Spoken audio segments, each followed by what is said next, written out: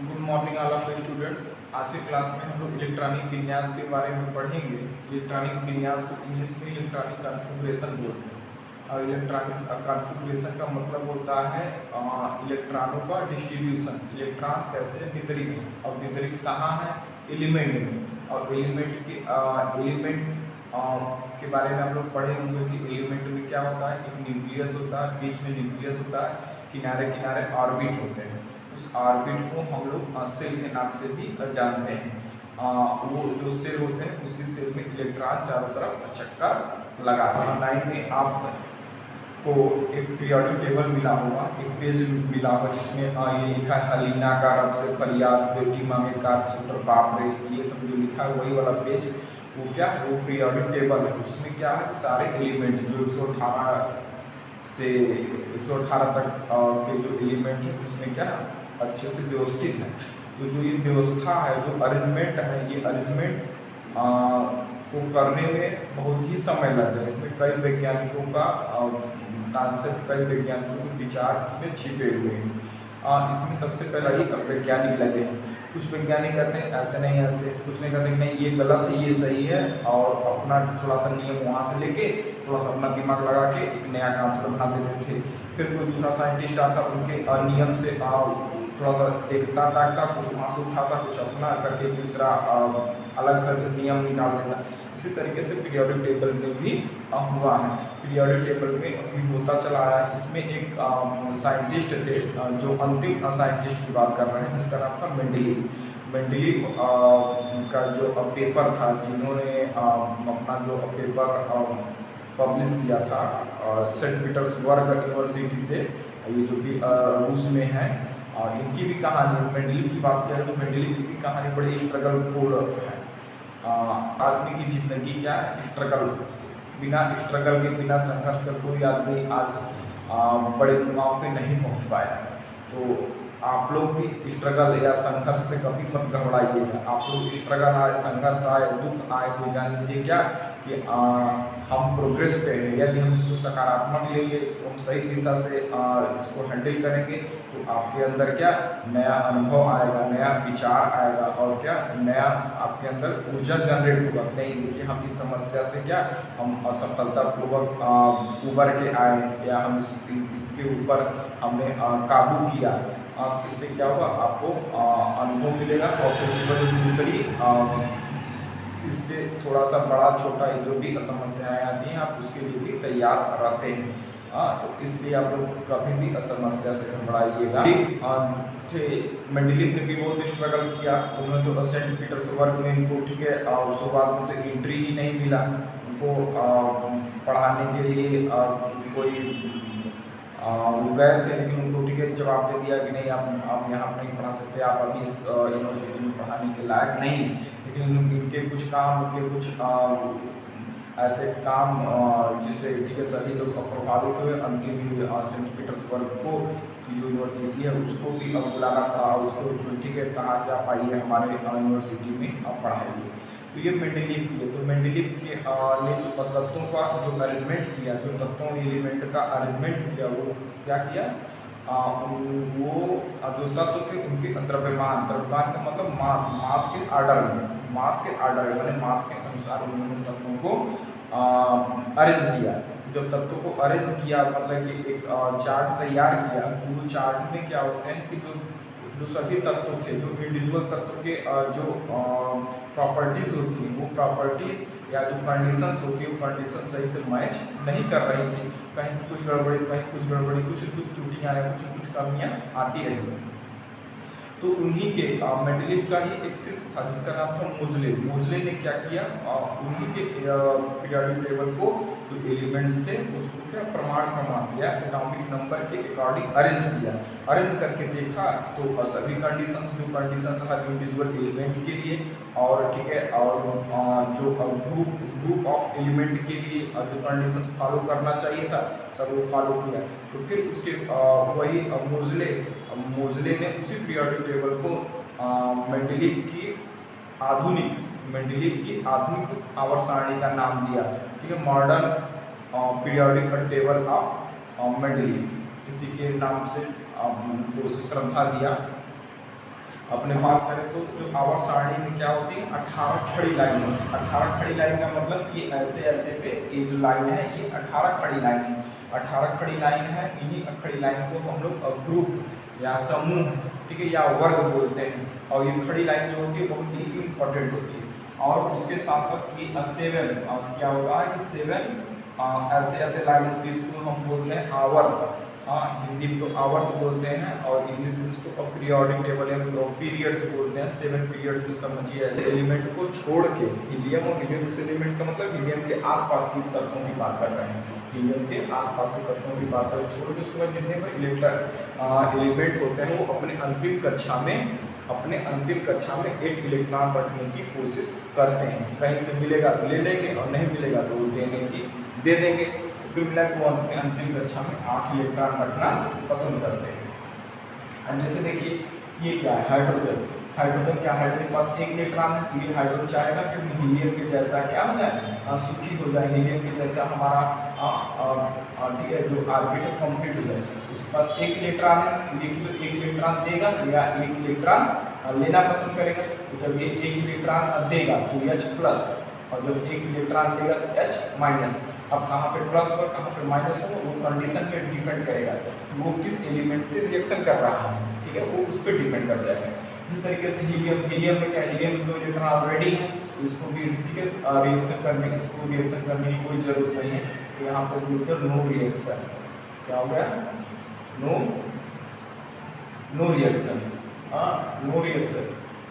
अब देखेंगे अब लिथियम में क्या होगा, लिथियम के पास 2 ऑप्शन। लिथियम क्या करेगा, इसके पास अंतिम कक्षा में इलेक्ट्रॉन है तो ये अंतिम कक्षा में इलेक्ट्रॉन लेना पसंद करे या देना पसंद करे, तो ये क्या करे, देना पसंद करेगा। क्यों, क्योंकि इलेक्ट्रॉन दे देगा, अंतिम कक्षा में 2 इलेक्ट्रॉन हो जाएंगे, हीलियम के जैसा ये भी क्या हो जाएगा, सुखी हो जाएगा। और ये लिथियम की तो -1 ले, ये -1 की कंडीशन होता है, हमको समझाने के लिए कर दे रहे हैं। ये क्या होता है कि लिथियम Li+ होता है। अच्छा, इसी तरीके से क्या होता है, इसी तरीके से बेरिलियम भी होता है। जब देखें बेरिलियम में क्या होगा कि बेरिलियम ये अभी 2 इलेक्ट्रॉन देना पसंद करेगा, 2 इलेक्ट्रॉन दे के अपना उसके अंतिम कक्षा में 2 इलेक्ट्रॉन बचेगा, वो भी असुखी हो जाएगा, किसके जैसा, हीलियम के जैसा बनना चाहेगा, हीलियम के जैसा क्या हो जाएगा, सुखी हो जाएगा। उधर देखो और कि तो ये कहीं से 6 इलेक्ट्रॉन का अरेंज करे, तो ये क्या करे, 6 इलेक्ट्रॉन को कहीं से अरेंज करे, तो 6 इलेक्ट्रॉन कहीं से अरेंज करना मुश्किल है, ठीक है, 2 इलेक्ट्रॉन छोड़ना ज़्यादा आसान है बेरिलियम। ये दोनों सिचुएशन किस पे निर्भर करें, कंडीशन पर। जब हम फार्मूला बनाते हैं 2 एलिमेंट को कंपेयर कराएंगे तो वहाँ पे कंडीशन क्लियर होता है। इसी तरीके से अब बोरान, जो बोरान होता है, बोरान के पास भी 3 इलेक्ट्रॉन देना पसंद करे या ठीक है 3 इलेक्ट्रॉन देना पसंद करे या क्या करे 5 इलेक्ट्रॉन मैक्सिमम ले आए। उसको 5 इलेक्ट्रॉन ले आना बहुत कठिन वाला काम है, 3 इलेक्ट्रॉन छोड़ दे। इसी तरीके से कार्बन में क्या होता है, कार्बन भी क्या करे, कार्बन C+ करे, तो C+ का 4 इलेक्ट्रॉन छोड़ दे, 2 इलेक्ट्रॉन बचेगा, हीलियम के जैसा ये भी सुखी हो। लेकिन या ये कहीं से 4 इलेक्ट्रॉन की व्यवस्था करे तो इसके अंतिम कक्षा में 4 पहले से 4 और आ जाएगा, 2 8 ऑक्टेट 2 कंप्लीट हो जाएगा, तो ये भी सुखी हो जाएगा। इसी तरीके से क्या होगा, नाइट्रोजन है, नाइट्रोजन की 3 इलेक्ट्रॉन की व्यवस्था करे ऑक्टेट पाने के लिए, सुखी होने के लिए, या 5 इलेक्ट्रॉन छोड़े। तो अब देखिए इसके लिए क्या है, 3 इलेक्ट्रॉन का अरेंज करना थोड़ा सा ज़्यादा है, 5 छोड़े ये थोड़ा सा कठिन है, ठीक है। तो इसीलिए क्या होगा कि ये इसका जो सामान्यतः जो नाइट्रोजन होता है वो अधिकतर N-3 होता है, N+5 बड़े रेयर कंडीशन में बनता है, ठीक है ना। तो ये भी सिचुएशन पे डिपेंड करेगा जब किस एलिमेंट से ये रिएक्ट हो रहा है। कुछ एलिमेंट से रिएक्ट होगा तो N-3 काम करेगा, कुछ एलिमेंट से रिएक्ट होगा तो N+5 यूज करना पड़ेगा। तो वो क्या होगा, वो कंडीशन पे निर्भर करेगा। इसी तरीके से देखिए ऑक्सीजन क्या है, ऑक्सीजन में भी क्या O-2, 6 पहले से -2 लगेगा तो 8 ये अपडेट कंप्लीट हो जाएगा। या ये अपना 6 इलेक्ट्रॉन दे, तो ये भी क्या है, ये भी 6 इलेक्ट्रॉन दे, इससे आसान काम है, 2 इलेक्ट्रॉन तो थोड़े से है, 2 इलेक्ट्रॉन की व्यवस्था कर लेना। इसी तरीके से क्या है कि यहाँ पे ये देखेंगे अब क्लोरीन है, क्लोरीन क्या करेगी, ये अपना क्लोरीन जो है अब माइनस माने -1 या फिर अब माइनस का बात एक है, ठीक है। ऐसी व्यवस्था कर 7 है, 1 इलेक्ट्रॉन यहाँ से मिल जाएगा, 8 हो जाएगा। और या ये 7 इलेक्ट्रॉन छोड़े तो ये कंडीशन इसलिए क्या है, बहुत ही इम्पॉसिबल है। इसी तरीके से नियान का देखिए, नियान का अंतिम कक्षा में 8 इलेक्ट्रॉन एक फिट है, अपना खा पी के बैठा, इससे कोई लेना देना नहीं, इसी बोलते हैं नो रिएक्शन। ठीक है, ये क्या करेगा, नो रिएक्शन, कोई रिएक्शन नहीं करेगा, अपना बैठा रहेगा। लेकिन आज के डेट में अब मॉडर्न टाइम में भी नियान पे भी रिसर्च हो रहा है, नियान पे भी रिसर्च हो रहा है कि इसको ये काहे नहीं रिएक्ट कर रहा है, इसका टेम्परेचर प्रेशर किसी तरीके से आगे पीछे करके टेम्परेचर इतना अधिक बढ़ा दिया जा रहा है, इसको रिएक्ट करना ठीक इसकी मजबूरी हो जा रही है, और उस पर अलग अलग एक्सपेरिमेंट हो रहा है, और नए नए एलिमेंट्स नए नए गैसों को बनाया जा रहा है नियान में। ठीक है, अच्छा अब हम चलते हैं सोडियम की बात करते हैं। देखिए सोडियम में क्या है, इसके अंतिम कक्षा में एक इलेक्ट्रॉन है, तो ये अपना एक इलेक्ट्रॉन दे के ठीक सूखी होना ज़्यादा पसंद करेगा, ठीक है, कहीं से ठीक है अपना 7 इलेक्ट्रॉन क्या करे, अरेंज करे। ये इसके लिए काम ठीक है इम्पॉसिबल जैसा है, और ये थोड़ा सा बहुत आसान है बस के लिए, ठीक है, इम्पॉसिबल जैसा है।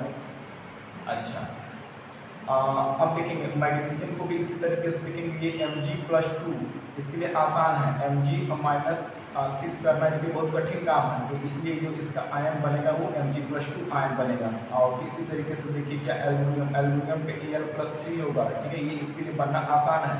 सिलिकॉन में 50-50% है, जिस तरीके से कार्बन में 50-50% था, उसी तरीके से सिलिकॉन में भी 50-50% है। अब देख लेंगे जैसे सिलिकॉन इस पे +4 और सिलिकॉन पे भी ±4, ठीक है, ऐसा हो रहा है जैसे तरह कार्बन। अब यहाँ पे देखिए फास्फोरस पास ये 3 इलेक्ट्रॉन लेना ज़्यादा पसंद करेगा, ना कि वो 5 इलेक्ट्रॉन छोड़े, ठीक है, तो इसके लिए कौन सा कंडीशन है, ये कंडीशन ज़्यादा अच्छा है, और ये कंडीशन इसके लिए बहुत ही कठिन है, ये इसको करने में ठीक है इसको बहुत मेहनत करना पड़ेगा। इसलिए इसका ये सबसे जो रूप अच्छा रूप है, जो सबसे सरल रूप है वो क्या है, वो T-3। इसी तरीके से हर एलिमेंट में कॉन्सेप्ट लगेगा, जैसे यहाँ पे देखिए ये इसके पास क्या है, ये 2 इलेक्ट्रॉन लेना पसंद ज़्यादा करेगा, ठीक है, ऑक्टेट कंप्लीट करने के लिए, और इसको छोड़ना ठीक है इसके लिए कठिन है। ये इस आयन का बनना इसके लिए मुश्किल है, इस आयन का बनना इसके लिए आसान है।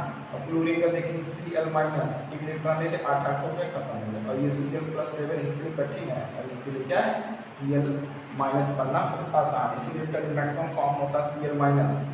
इसी तरीके से अंतिम कक्षा में 8 इलेक्ट्रॉन है, नो रिएक्शन, आपको ये पता ही है, नो रिएक्शन।